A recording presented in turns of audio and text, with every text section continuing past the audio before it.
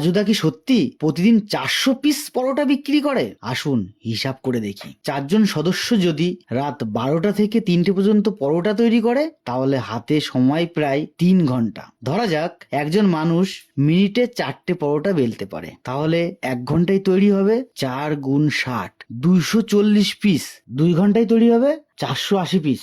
তাহলে দুজনে 480 গুণ 2, 980 পিস পরোটা, প্রায় 1000 পিস।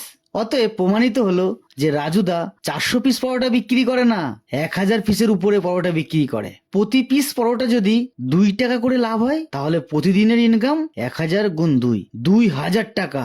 মাসে প্রায় 60,000 টাকা। বছরে 60,000 গুণ 12, 7,20,000 টাকা।